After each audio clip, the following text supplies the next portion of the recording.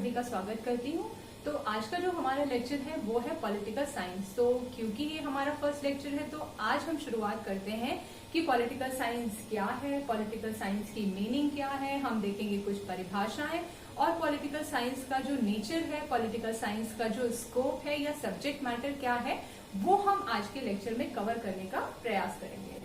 तो आइए शुरू करते हैं। जैसा कि हम जानते हैं कि कोई भी सब्जेक्ट हमारे सामने प्रेजेंट रूप में जिस तरह से है वो स्टार्टिंग में ऐसा नहीं था, धीरे धीरे उसका विकास होता है। तो ऐसे ही जैसे ही समाजशास्त्र का धीरे धीरे विकास हुआ, हिस्ट्री का धीरे धीरे विकास हुआ, वैसे ही राजनीति शास्त्र का भी धीरे धीरे ही विकास हुआ है।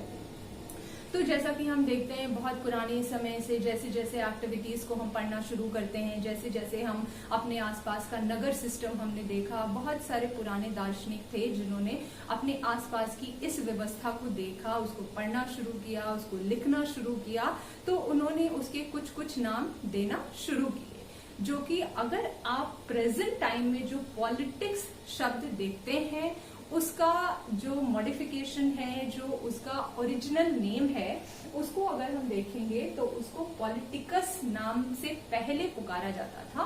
और पॉलिटिकस का मतलब होता था एक नगर राज्य या नगर का उस समय जो व्यवस्थाएं होती थी उसको हम पॉलिटिकस नाम से जानते थे। और पॉलिटिकल शब्द का सर्वप्रथम प्रयोग अरस्तु जी ने अपने ग्रंथ में किया था, या उन्होंने अपने ग्रंथ का नाम ही पॉलिटिकस रखा था।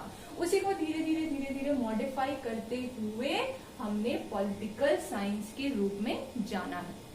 तो जैसे कि हम देख सकते हैं पॉलिटिकल साइंस जो है वो राजनीति शास्त्र का इंग्लिश वर्ड है, जो कि यूनानी भाषा के पॉलिस और पॉलिटिकस शब्द से मिलकर बना है, जिसको हम बोलते हैं नगर राज्य। उस समय का जो नगर सिस्टम था, उस समय की जो नगर व्यवस्थाएं थी, उसको एक नाम से पुकारा जाता था और जिस नाम को हम पॉलिस या पॉलिटिकस नाम से जानते थे, जिसको आज हमने मॉडिफाई करके बना दिया है पॉलिटिकल साइंस, और जिसको हिंदी में हम बोलते हैं राजनीति शास्त्र।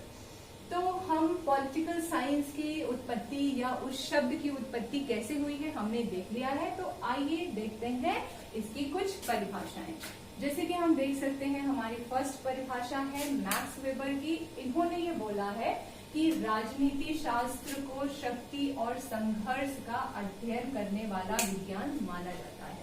तो राजनीति शास्त्र को इन्होंने बोला कि ये शक्ति और संघर्ष का अध्ययन है। हम जैसे कि देखते हैं अगर हमारे दिमाग में, अगर आपके सामने कोई पॉलिटिक्स शब्द का नाम लेता है तो आपको बस आपके दिमाग में कुछ पॉलिटिकल पार्टीज के नाम आते हैं, आपका सिर्फ इलेक्शन आता है। लेकिन पॉलिटिकस या पॉलिटिकल शब्द का मतलब सिर्फ इतना ही नहीं होता है। पॉलिटिकल साइंस में हम बहुत अदर चीजों का अध्ययन करते हैं जो कि सिर्फ इलेक्शन या गवर्नमेंट तक सीमित नहीं है।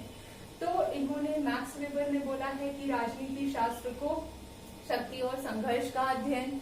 फिर हम देखते हैं कैटलिन की परिभाषा। कैटलिन ने बोला है कि राजनीति शास्त्र को शक्ति का विज्ञान, क्योंकि हम इसमें शक्तियों का अध्ययन करते हैं, जैसे जुडिशरी है, आपकी एग्जीक्यूटिव है, कार्यपालिका है। तो उसका जो ओरिजिनेशन है, वो उसकी जो उत्पत्ति है, उसको हम कैसे अप्लाई करते हैं, उसके क्या इफेक्ट होते हैं, उन सारी चीजों का अध्ययन हम इसके अंदर करते हैं। सरकार की क्या शक्तियां हैं, सरकार के क्या कर्तव्य हैं, इन सभी चीजों का अध्ययन हम इसके अंदर करते हैं। फिर जो नेक्स्ट परिभाषा है वो है गार्नर की परिभाषा। राजनीति शास्त्र का संबंध राज्य से है। अकॉर्डिंग टू गार्नर, राजनीति शास्त्र जो है वो राज्य से संबंधित विज्ञान है, या आप कह सकते हैं राज्य से संबंधित है। तो यस, आप ये जैसा कि अभी मैंने आपको बताया था कि राजनीति शास्त्र सिर्फ पॉलिटिक्स का मतलब ये नहीं होता है कि कुछ पॉलिटिकल पार्टीज हैं, गवर्नमेंट है, गवर्नमेंट के साथ साथ, गवर्नमेंट के कार्यों के साथ साथ हमारे राज्य के बारे में भी, हम स्टेट के ओरिजिनेशन के बारे में भी पढ़ते हैं। आगे हम अपने कुछ लेक्चर्स में देखेंगे कि कैसे राज्य की उत्पत्ति हुई है, क्योंकि जब राज्य होगा तभी और चीजें होंगी। अगर हम राज्य के बारे में नहीं पढ़ेंगे, हम राज्य की उत्पत्ति को नहीं जानेंगे, तो हम और चीजों को नहीं जान पाएंगे। इसीलिए बोला गया है कि इसीलिए गार्डनर ने बोला है कि राजनीति शास्त्र का संबंध राज्य से है। हम राज्य के क्रियाकलाप को पढ़ते हैं, हम राज्य की उत्पत्ति को पढ़ते हैं। तो आइए देखते हैं नेक्स्ट डेफिनेशन, जो कि है पॉल जेनेट की। पॉल जेनेट की जो डेफिनेशन है वो गार्डनर की डेफिनेशन से काफी मिलती हुई है। जैसे कि गार्डनर ने बोला कि राजनीतिक शास्त्र का संबंध राज्य से है, वैसे ही पॉल जेनेट ने भी अपनी डेफिनेशन में, अपनी परिभाषा में ये बोला है कि राजनीति शास्त्र सामाजिक शास्त्र का वह अंग है जिसमें राज्य के आधार एवं सरकार के सिद्धांतों का अध्ययन किया जाता है। राजनीति शास्त्र को उन्होंने एक सामाजिक सिद्धांत का अंग बताया। उन्होंने ये बोला कि इसमें समाज की उन क्रियाओं का अध्ययन किया जाता है जो कि राजनीति शास्त्र से संबंधित है, जैसे कि राज्य के आधार का, राज्य का ओरिजिनेशन कैसे हुआ है, सरकार के सिद्धांतों का अध्ययन, सरकार कैसे कार्य करती है, सरकार के जो सिद्धांत हैं, सरकार के जो कार्य हैं, सरकार के जो कर्तव्य हैं, उसका अध्ययन हम इसके अंतर्गत करते हैं। तो आइए बढ़ते हैं अपने नेक्स्ट टॉपिक की ओर, जो कि है पॉलिटिकल साइंस का नेचर। तो इसमें मैंने दो ग्रुप बनाए हैं, ग्रुप ए और ग्रुप बी। ग्रुप ए में उन लोगों के नाम हैं जिन्होंने पॉलिटिकल साइंस को विज्ञान की कोटि में नहीं माना है, और बी ग्रुप में वो है जिन्होंने पॉलिटिकल साइंस को विज्ञान की कोटि में माना है। कॉम्टे के अनुसार, मिटलैंड के अनुसार, रॉस के अनुसार इन्होंने ये बोला है कि मैं पॉलिटिकल साइंस को विज्ञान नहीं मानता हूं, मैं इसको विशुद्ध विज्ञान की कोटि में रखने के खिलाफ हूं। इन्होंने अपने तर्क दिए हैं कि पॉलिटिकल साइंस में वो सार्वभौमिकता नहीं है, एक लैब में जो टेस्टेड सर्टिफाइड रूल होता है वो चीज नहीं है। इस वजह से इन्होंने बोला कि मैं पॉलिटिकल साइंस को विज्ञान की कोटि में नहीं रख सकती। जो बी ग्रुप है, जेलेनिक, लॉक्सी और हॉक्स, इनका ये मानना है कि पॉलिटिकल साइंस के अंदर कुछ ऐसे वैज्ञानिक पद्धति के गुण हैं जिन्हें हम जिसकी वजह से हम पॉलिटिकल साइंस को विज्ञान की कोटि में रख सकते हैं। इसीलिए अगर आप इसकी नेचर को डिफाइन करना चाहते हैं, इसके नेचर को बताना चाहते हैं, तो आपको दो ग्रुप में इसको डिवाइड करना होगा कि जो ग्रुप ए है वो इसको विज्ञान की कोटि में नहीं मानता है, जो बी ग्रुप है वो इसको विज्ञान की कोटि में मानता है। और अगर हम इसको विज्ञान की कोटि में रखते हैं तो ये कारण है कि इसमें सार्वभौमिकता है, इसमें सिद्धांत प्रतिपादित करने की क्षमता है, इस वजह से हम इसको पॉलिटिकल साइंस को साइंस की कोटि में रखते हैं।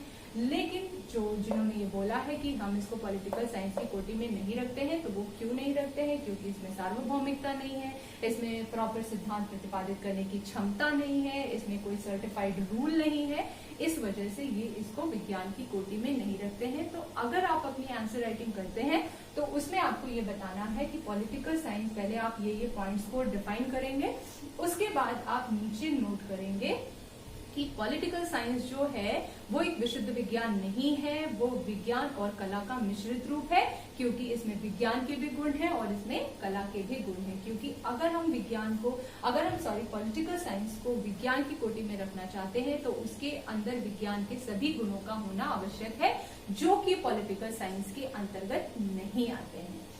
तो आगे हम देखते हैं पॉलिटिकल साइंस का स्कोप और सब्जेक्ट मैटर। सब्जेक्ट मैटर से मतलब है कि हम पॉलिटिकल साइंस के अंतर्गत किन किन चीजों का अध्ययन करते हैं।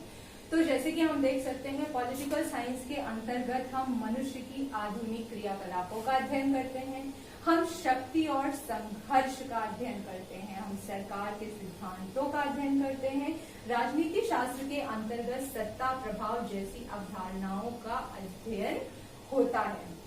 और जो नेक्स्ट पॉइंट है वो है राज्य एवं राज्य के कार्यों का अध्ययन हम पॉलिटिकल साइंस के अंतर्गत करते हैं। अगर हम किसी विषय का क्षेत्र जानना चाहते हैं, उसकी विस्तार सीमा जानना चाहते हैं, तो हमें सबसे पहले उसकी डेफिनेशंस को देखना चाहिए, क्योंकि जितनी भी पॉइंट्स मैंने यहाँ पे नोट डाउन किए हैं, जितने भी पॉइंट्स मैंने यहाँ पे पेन डाउन किए हैं, वो सारे पॉइंट्स आपको उसकी डेफिनेशंस में मिल जाएंगे, क्योंकि डेफिनेशन ही ये बताती है कि हम किस चीज का अध्ययन किस विषय क्षेत्र के अंतर्गत करते हैं। तो ये आप जैसे कि देख सकते हैं इसमें शक्ति और संघर्ष का सिद्धांत, शक्ति का विज्ञान, राज्य से संबंधित है, ये सामाजिक शास्त्र का वह अंग है जिसमें राज्य के आधार और सरकार के सिद्धांतों का अध्ययन किया जाता है, जो कि आपको यहाँ पे देखने के लिए मिल जाएगा।